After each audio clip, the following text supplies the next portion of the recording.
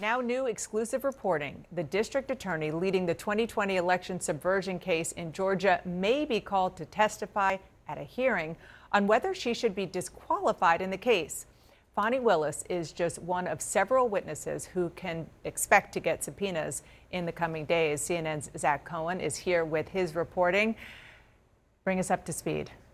Yeah, Dana, sources are telling me and our colleague Nick Valencia that Fani Willis, her top prosecutor Nathan Wade, and a host of others should expect to get subpoenas in the coming days. And, defense attorneys in this case want Willis and Wade and those around them to testify on the stand in this hearing that's scheduled for next month. And the focus of that hearing is these allegations that Wade and Willis engaged in an improper romantic relationship and that Willis benefited financially from that relationship and Wade's employment on her team as this investigation into Donald Trump and his co-defendants was unfolding over the course of 2 years. And look, this is an escalation. This is sets up a potential where, as you know, these hearings are live streamed on camera, and the potential for Fani Willis to have to take the stand and essentially defend herself against these allegations, which have not been substantiated with any sort of hard evidence yet, but have really been a distraction in this case so far. Look, Fani Willis is expected to fight this.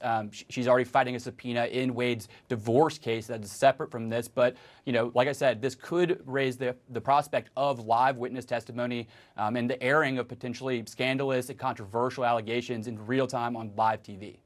Fascinating reporting from you and from Nick Valencia. Thank you so much for that. Let's bring in CNN legal analyst and former U.S. Attorney Michael Moore, who joins us from the state of Georgia. How significant a move is this? Well, I'm happy to be with you this afternoon.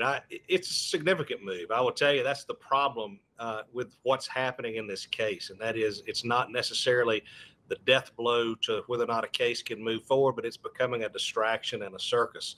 And that's what we're going to see, I think, at the hearing that gets into this question. And so it wouldn't surprise me at all to see the judge sort of take control of this. And that is to say, look, we're not going to turn this into an episode of Knots Landing here in the courtroom. I want you as an officer of the court to stand up and tell me, are the allegations in the motion true? Is there truth in the allegation? Then he might turn to Mr. Wade and say, without getting into the details of your personal divorce proceedings, are the allegations in the motion true?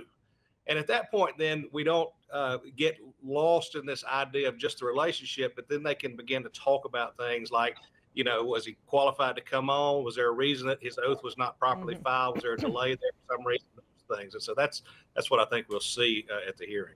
Knots Landing. Just for our viewers who might not be familiar with that, just turn on any Bravo Real Housewives and you'll have the same analogy. I appreciated the Knots Landing reference there. The judge is set to hear this matter next month. That's what Zach and Nick are reporting here. What is at stake here? I mean, we understand that one of the questions, and you just alluded to this, is she could be taken off the case. But it's a lot more than that. It's about how the case is, it's how it's going to be tried, but it's also how it's going to be viewed because this is such a high wire act. Yeah, that's a great point. One of the duties of a prosecutor is to really maintain the integrity of the investigation. And the reason you do it is because you want people on both sides of the political spectrum or the ideological line to have confidence in what you're doing. They may not always agree, but at least they can have confidence that the decisions you're making are based solely on the case and the evidence that's presented before you, that you've essentially followed the facts and the law as you've moved forward. This distraction has given the detractors of the case a real foothold. It has given them the ammunition. Basically, you've put the stones in their hands for them to throw at the case.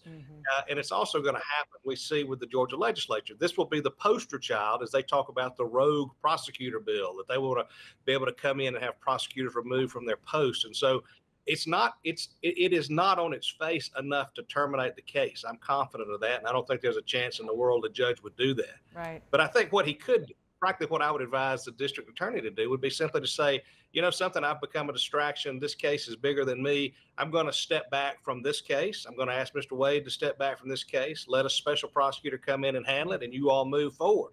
Because this is about what happened in the election. This is not about what happened in my situation. And I think that will be a way to clean it up, and it helps kind of put the case back on the tracks because it's come off the rails lately.